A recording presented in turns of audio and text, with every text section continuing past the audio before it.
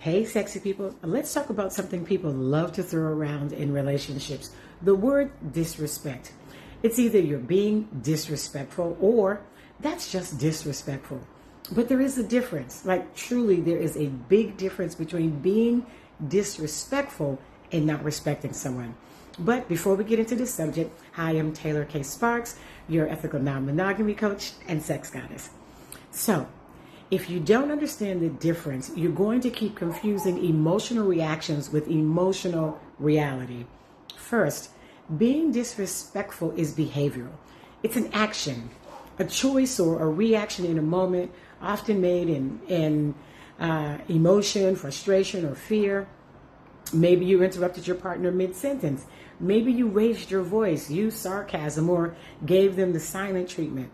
Those are acts of disrespect, yes, but they don't automatically mean you don't respect your partner. It means your behavior slipped out of alignment. With respect, you actually feel for them. You can act disrespectfully and still love someone deeply. You can mess up and still value them. That kind of disrespect is repairable through communication, accountability, and emotional honesty.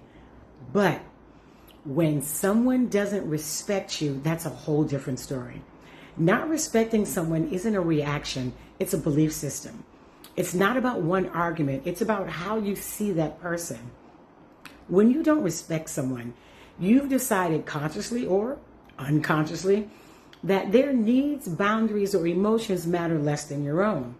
You might say you love them, but your actions say otherwise. You stop listening to understand. You talk at them instead of with them. You start deciding what they should feel, what they should accept, or how they should act, as if they don't, get to have their own autonomy in the relationship. That's not a moment of disrespect. That's a pattern. It's a belief. It is literally a lack of equality in how you view your partner. So how does this play out in real life? Let me give you some examples. If your partner forgets to call when they said they would, that might be disrespectful behavior. But if your partner never listens when you ask for more communication because they don't think it matters, that's a lack of respect. Now, of course, they may not say those exact words, but their behavior of disrespect is loud and clear. If someone snaps in frustration during an argument, that's being disrespectful. But if someone constantly dismisses your emotions that you have expressed or laughs when you express hurt, that's not respecting you. Another example, imagine someone who makes a promise to their partner, an agreement, a very clear agreement about something important to the relationship. But then they break that agreement quietly, not once, but over and over. And each time they have a new reason. I didn't want to upset you. Stop tripping. It wasn't that serious. Or I just didn't think it would even matter this time. Damn, I'm sorry. Those aren't explanations. Those are excuses. Because when someone repeatedly breaks their own word, it's not about miscommunication or confusion. It's about self-prioritization. Yes, self-prioritization, because they're not thinking about how their choices affect their partner. They're focused only on how they feel and what they want in that moment. That's not love or respect. That's entitlement. And when a person consistently chooses their own comfort over your emotional safety, what they're really showing you is this: they don't actually respect you or your feelings. Oh, they may say they do. They may dance around it with loopholes and half-truths, but their actions tell the real story, a very loud and clear story. Because when someone values you, they protect your trust, not their excuses. But disrespect can be corrected, unlike a lack of respect, which requires reflection and rebuilding. So why does this matter in ethical non-monogamy, or any relationship actually?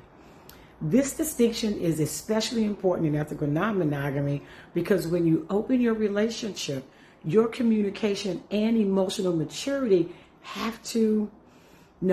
it must evolve. You cannot demand freedom if you don't practice respect. You can't expect trust from your partner if you haven't built emotional safety. Now, let me turn this on the flip side. You yourself cannot heal or grow if every disagreement gets labeled disrespect just because you're made to feel uncomfortable. Sometimes what we call disrespect is actually discomfort. It's your ego reacting to something you haven't learned how to process yet. Respect doesn't mean agreement. Respect means I still see your humanity even when I don't like what you're saying. So here's the truth I want you to walk away with today. Being disrespectful is a moment. Not respecting someone is a mindset. One can be repaired with conversation, accountability, and care. The other, it requires deep self-work, because you can't build the type of loving relationship when you don't actually value the person you're with. And if you're in an open relationship or thinking about opening one, that difference will determine whether your love expands or collapses under the pressure.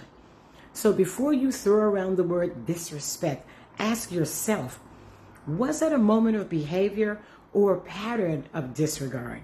Because that's the difference between needing conversation and needing a new foundation.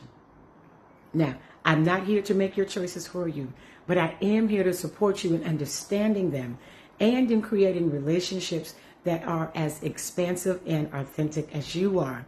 And I can do that when you book a free 20-minute clarity call with me to get your most pressing questions answered regarding your relationships. I mean, again, it's free. And I'm here to support you in that area that you're struggling in. So log on to organicloving.com/coaching today.